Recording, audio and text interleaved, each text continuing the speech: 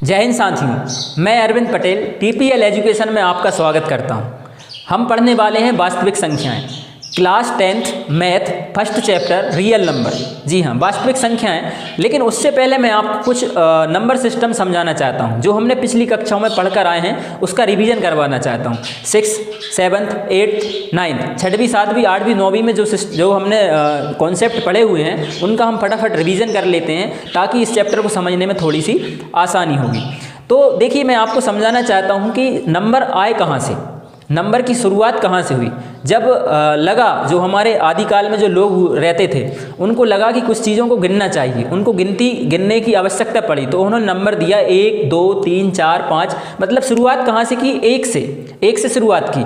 इसलिए हम एक से शुरुआत होने वाले 1 2 3 4 5 और आखिरी तक, तो हमने इनको क्या कह दिया? प्राकृतिक संख्याएं, नेचुरल नंबर्स। नेचुरल नंबर्स क्यों कहा? क्योंकि सबसे पहले शुरुआत इन्हीं नंबर्स से हुई, 1 से शुरुआत हुई। उसके बाद जीरो बाद में आया। जीरो क्यों आया? क्योंकि फिर लगा कि नहीं, अब नंबर को आगे बढ़ाना चाहिए, संख्याएं ज़्यादा बढ़ गई, गिनती उनको ज़्यादा गिनना पड़ा। तब उन्हें लगा कि नहीं, अब कुछ और करना चाहिए, क्योंकि बहुत मुश्किल पड़ रहा था चीज़ों को गिनना। इसलिए फिर आर्यभट्ट के द्वारा बाद में जीरो की उत्पत्ति हुई और उसके बाद हमारी संख्याएँ आगे बढ़ी। फिर जीरो लग गया, 0 1 2 3 4 5 6 7 8 9 10 1 2 3 4 5 6 7 8 जीरो से शुरुआत हुई। लेकिन हाँ, तो फिर हमने उसको क्या कह दिया? होल नंबर, पूर्ण संख्याएं। मतलब जीरो से शुरू होने वाले नंबर्स को हम क्या कहते हैं? पूर्ण संख्याएं। और जिसमें जीरो ना हो, मतलब 1 से शुरुआत जिसकी हो, उसे कहते हैं नेचुरल नंबर्स, यानी प्राकृतिक संख्याएं, और जीरो वाली पूर्ण संख्याएं। अब थर्ड टॉपिक क्या है? Even number. इवन नंबर वो संख्याएं होती हैं, सम संख्याएं वो संख्याएं होती हैं जिनमें 2 से पूरा भाग चला जाए। देखिए, इनमें 2 से भाग दीजिए, 2 में 2 से जा रहा है, 4 में भी जा रहा है, 6 में भी जा रहा है, 8 में भी जा रहा है, 10 में जाएगा, उसके बाद किस में? 12 14। तो मतलब ये हमारी क्या हो गए? इवन नंबर्स हो गए, जिसमें 2 से डिवाइड कर सकें, 2 से हम उनको डिवाइड कर सकें। अच्छा, उसके बाद हमारा फोर्थ जो टॉपिक है वो क्या है? Odd number. ऑड नंबर मतलब विषम संख्याएं।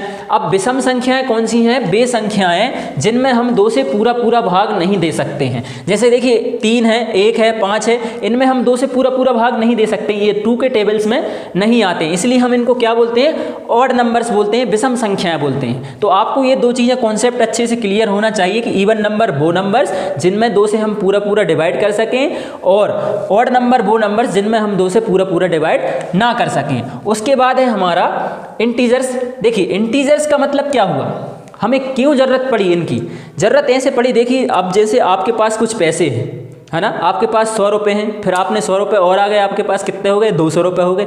तब हम इनको डायरेक्ट लिखते जा रहे हैं, 1 2 3 4 5 6 7 जितनी भी गिनती में आपके पास भाई 200 रुपये, आपने लिख दिया 200 रुपये। लेकिन आपके पास 200 रुपये का कर्जा हो गया। मान के चलिए आपके पास 200 हैं और खर्च हो गए, फिर आपने किसी से उधार मांग लिए। अब उधार मांग लिए, उसको आप लिखेंगे तो कैसे लिखेंगे? फिर उसको हमने लिखना चालू किया माइनस में, इसलिए हमारी उल्टी गिनती चालू हो गई -1 से। देखिए, -1 से उल्टी गिनती चालू हो गई, -1 -2 -3 -4 -5 -6। इधर आगे जाएंगे तो 1 2 3 4, मतलब जीरो को अपन ने सेंटर पॉइंट माना, और इस तरफ माइनस में, इस तरफ प्लस में, इसलिए हमने इन संख्याओं को क्या बोला? पूर्णांक, इंटीजर्स बोला। अच्छा, जो नेगेटिव है उनको बोला नेगेटिव इंटीजर्स, जो पॉजिटिव है उनको क्या बोला हमने? Positive integers.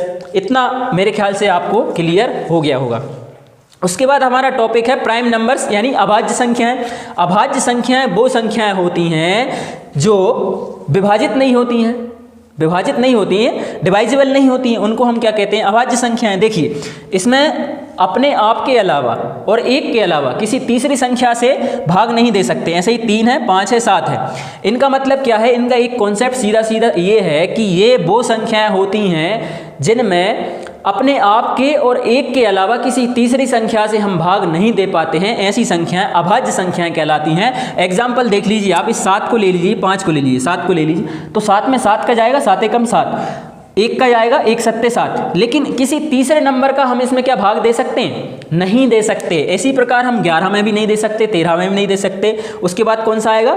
हाँ अच्छा देखिए, ये बहुत बड़ा कन्फ्यूजन होता है, कुछ लोग समझ लेते हैं कि ऑड नंबर जो है वो अभाज्य संख्या है। नहीं, ऐसा नहीं है, ऑड नंबर अभाज्य संख्या नहीं होती, ऑड नंबर अलग होते हैं, अभाज्य संख्याएं अलग होती हैं, विषम संख्या अलग। देखिए जैसे विषम संख्या क्या है, 9 है, लेकिन 9 एक भाज्य संख्या है, अभाज्य संख्या नहीं है, क्योंकि इसमें 3 से हम भाग दे सकते हैं, 9 से जाएगा, 1 से जाएगा और तीसरी संख्या 3 से भी जाएगा।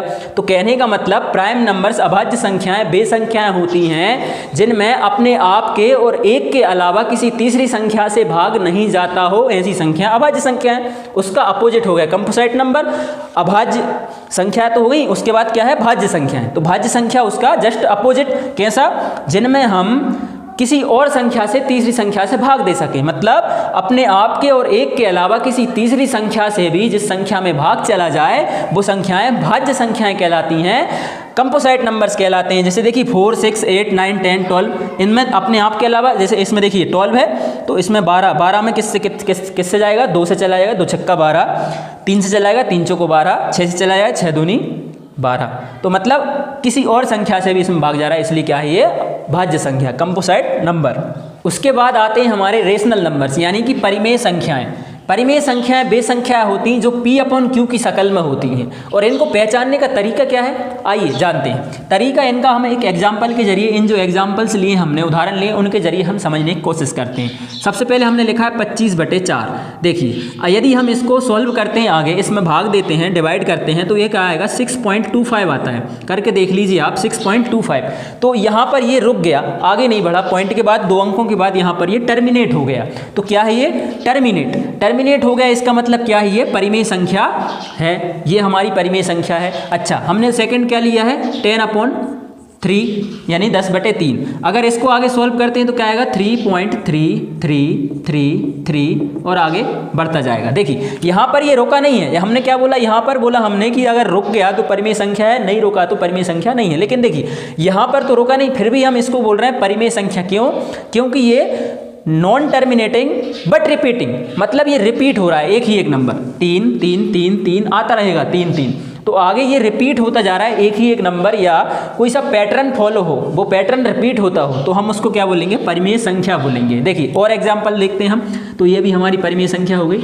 और एग्जाम्पल देखते हैं, जैसे मैंने बोला 1.012 012। देखिए यहाँ पर 012 012 012 ये रिपीट हो रहा है, तो ये जो 3 अंक एक साथ रिपीट हो रहे हैं, हमारे 3 अंक एक साथ रिपीट हो रहे हैं, तो हम इसको भी क्या बोलेंगे, परिमेय संख्या। तो ये भी हमारी परिमेय संख्या होगी। एक एग्जाम्पल हम वो देखेंगे जिसमें परिमेय संख्या नहीं होगी, आप बोलेंगे नहीं तो बाकी सब तो आप बोल रहे हैं परिमेय संख्या। देखिए तो फिर हम एक अपरिमेय संख्या भी लेते हैं। देखिए ये किस तरीके का, इसी वाले एग्जाम्पल को हम देख लेते हैं। 1.012 फिर क्या है, 0 0 1 2 3, फिर 0 0 0 1 2 3। ये हमारी परिमेय संख्या है क्या, ध्यान से देखिए, ये हमारी परिमेय संख्या है क्या, नहीं दोस्तों, ये हमारी परिमेय संख्या नहीं है। क्यों नहीं है, क्योंकि इसमें एक पैटर्न जो है दिख तो रहा है दूर से कि कुछ लग रहा है कि रिपीट हो रहा है। देखिए यहाँ पर बोले 1 2 3 1 2 3 0 0 रिपीट हो तो रहा है, तो परिमेय संख्या है नहीं,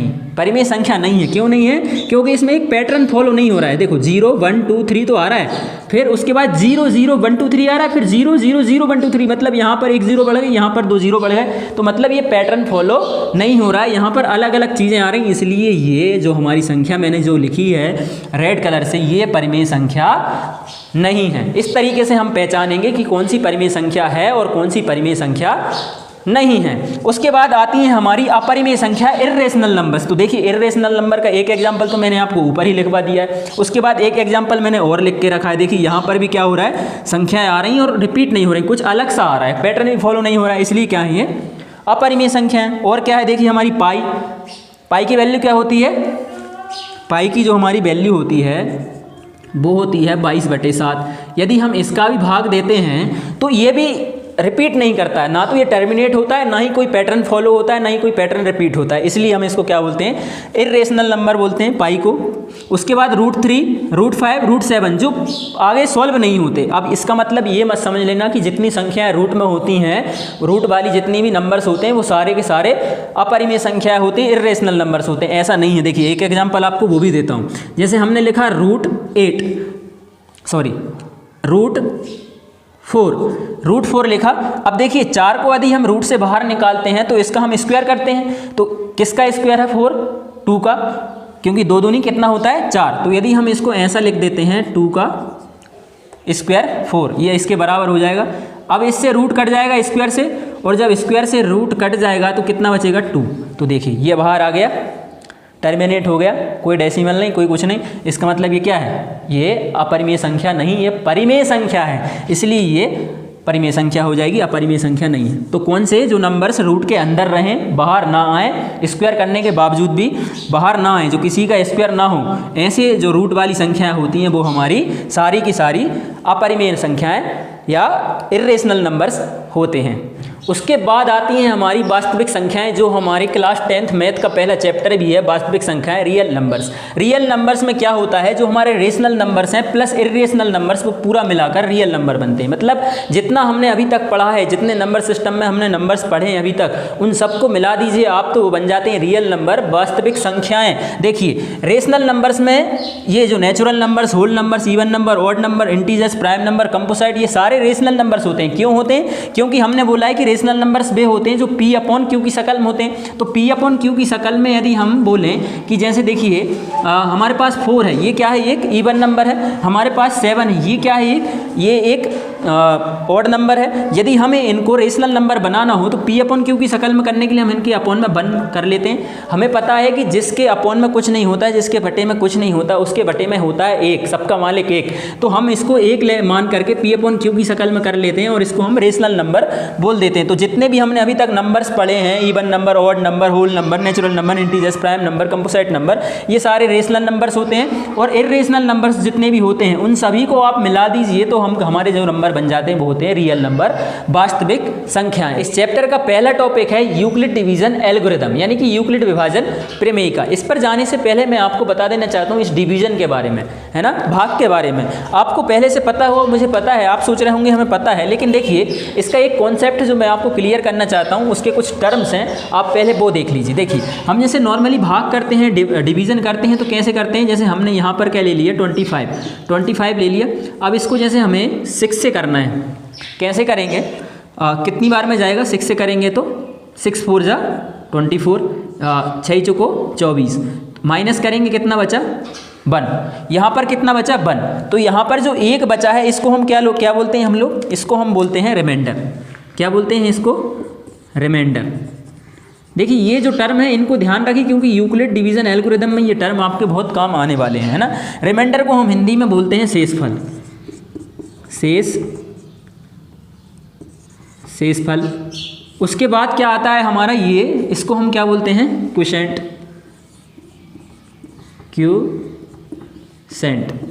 इसको हम बोलते हैं भागफल, हिंदी में भागफल।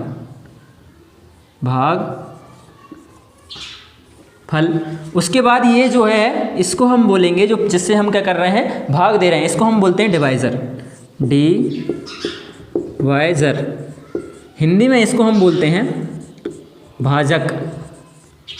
और जो सेंटर में है ये भाई साहब 25, इनको हम बोलेंगे, क्या बोलते हैं इसको? हिंदी में बोलते हैं इसको भाज्य, और इंग्लिश में इसको बोलेंगे हम डिवाइडेंट। हिंदी में क्या बोलेंगे? भाज्य।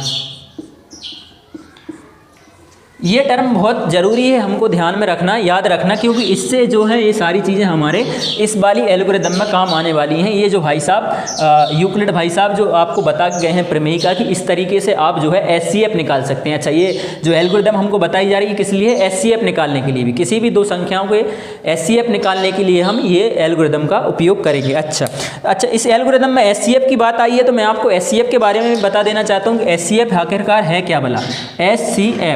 एचसीएफ का फुल फॉर्म तो आपको पता ही होगा, नहीं पता तो जान लीजिए। एचसीएफ का फुल फॉर्म होता है highest common factor. Highest common factor. ये होता है इसका फुल फॉर्म। तो हम एचसीएफ के बारे में तो जान चुके हैं, अब हम एक एग्जांपल लेकर यूक्लिड प्रमेयिका से कैसे एचसीएफ निकालते हैं वो मैं आपको बता देता हूँ। तो देखिए हम एक एग्जांपल लेते हैं, जैसे हमने ले ली संख्या कोई 8 और 12। अब ये दोनों संख्याओं को हमें क्या निकालना है, एचसीएफ। तो एक कॉमन मेथड जो हमने अभी तक पिछली कक्षाओं में पिछली क्लासेस में पढ़कर आए हैं उनका मतलब क्या है, हम इनके फैक्टर्स कर लो। क्या कर लो, फैक्टर। जो इस तरीके से हम फैक्टर करते हैं कि 8 का हम फैक्टर करो, फिर 12 का फैक्टर करो, उसके बाद हम क्या करो, उनमें से देखें कि इनमें से हाईएस्ट कॉमन फैक्टर कौन सा है, हाईएस्ट कॉमन चीज़ जो अंक है वो कौन सा है। लेकिन यूक्लिड भाई साहब कुछ अलग तरीके से करके बताते हैं, डिवीजन करके बताते हैं। चलिए उसी मेथड से मैं आपको बता देता हूँ। सबसे पहले ये एक चीज़ लिखते हैं, क्या लिखते हैं, a बराबर BQ प्लस R। ये इनकी स्टेटमेंट जो रहती है उसका एक सार है, इसी फॉर्म में हमको ये पूरी सॉल्व करना है। तो चलिए, इस a का मतलब क्या होता है, ये a होता है हमारा भाज्य डिवाइडेंट, और b होता है हमारा भाजक डिवाइजर, और q होता है हमारा क्वोशिएंट, देखिए q फॉर क्वोशिएंट, और r होता है हमारा रिमाइंडर। देखो अब इसको करके देखते हैं हम कैसे करेंगे। तो यूक्लिड भाई साहब पहले कहते हैं कि ये दोनों संख्याएं जिन दोनों का हमें एचसीएफ चाहिए, इनमें से हमें सबसे बड़ी संख्या को देखना है सबसे पहले कि कौन सी संख्या बड़ी है, हाईएस्ट नंबर कौन सा है। तो हमें दिख रहा है 12 सबसे बड़ा है, तो 12 को आप मान लीजिए a, और जो छोटी संख्या है इसको मान लीजिए आप b। फिर हम इसको विभाजित करते हैं। देखिए a की जगह हमने रख दिया 12, उसके बाद हमने रख दिया 8। अब 8 से इसमें भाग देते हैं, जिस प्रकार हम भाग उसमें देते हैं। देखिए 25 में 6 से दिया था, इसी प्रकार हम 12 में 8 से देंगे तो कितनी बार में जाएगा, 8 एकम 8, क्योंकि 2 बार में 16 हो जाएगा, ज़्यादा हो जाएगा। तो 8 एकम 8, तो हमारा क्या Q आ गया, Q क्या कितना आ गया हमारा 1। उसके बाद कितना रिमाइंडर बचा, 12 में से 8 गए, कितने बचे, 4 रिमाइंडर बचा, इतना आ गया। अब यूक्लिड भाई साहब कहते हैं इसको दोबारा डिवाइड करो। कैसे करो, जो हमारा रिमाइंडर आ गया 4, इस रिमाइंडर को बना दो आप डिवाइजर भाजक, और जो हमारा 8 है जो पहले डिवाइजर था इसको आप बना दो डिवाइडेंट। कैसे, देखिए 8 को यहाँ लिख दीजिए 12 की जगह, और 4 को ले आइए यहाँ पर। अब फिर से इसमें भाग दीजिए, तो क्या हो गया, 4 दूनी 8, 2 बार में आ गया, प्लस रिमाइंडर कितना बचा, आप 8 हो गया, 4 दूनी 8, 8 में से 8 गया 0। अब यहाँ पर 0 आ गया। रिमाइंडर जब तक 0 ना आए तब तक हम यही प्रक्रिया दोहराते हैं। अब ये वाले क्वेश्चन में क्या हुआ कि रिमाइंडर 0 आ गया, तो यहाँ पर हम क्या मानेंगे, जो हमारा डिवाइजर था 4, इसको हम एचसीएफ बोल देते हैं। इसको हमारे जो यूक्लिड भाई साहब हैं बोलते हैं यही हमारा एचसीएफ है। ये इनकी मेथड है। हमने यूक्लिड विभाजन प्रमेयिका से इसका एचसीएफ निकाल दिया 8 और 12 का। अच्छा, इसमें एक कंडीशन और होती है। क्या कंडीशन होती है, जो हमारा r है ना, r आपको दिख रहा है r, ये r कभी भी 0 से छोटा नहीं होता, माइनस में नहीं होता, नेगेटिव नहीं होता। आप देखिए यहाँ पर क्या हमारा रिमाइंडर कभी माइनस में आ सकता है, नहीं आ सकता। इसलिए 0 से या तो 0 के बराबर होगा, यहाँ पर देखिए जैसे रिमाइंडर हमारा 0 आ गया, या तो 0 के बराबर होगा या 0 से बड़ा होगा। और क्या होगा, और जो हमारा b है, b मतलब क्या है, हमारा भाजक। ये भाजक हमेशा बड़ा होगा रिमाइंडर से, हमेशा रिमाइंडर से बड़ा होगा। आपने कभी देखो रिमाइंडर छोटा ही आएगा, हम रिमाइंडर कब मानेंगे, जब इस भाजक से छोटा है। देखिए 6 से ये छोटा आ गया एक, जब तो हम इसको शेषफल मानते हैं। अगर बड़ी संख्या होती है हम फिर से डिवाइड कर देते, इसलिए ये हमेशा रिमाइंडर से बड़ा होगा भाजक। तो ये कंडीशन जो है आपको याद रखनी होगी, ये स्टार पॉइंट है आपके लिए। और एक ये यूक्लिड विभाजन का जो मेन है। तो ये थे हमारे बेसिक कॉन्सेप्ट्स। अब हम एक्सरसाइज 1.1 स्टार्ट करेंगे। तब तक के लिए हमारे यूट्यूब चैनल सब्सक्राइब कर लीजिए। आगे की मैं जो एक्सरसाइज 1.1 है उसे एक सेपरेट वीडियो में अपलोड करूँगा। तब तक के लिए अपना और अपनों का ख्याल रखिए। जय हिंद।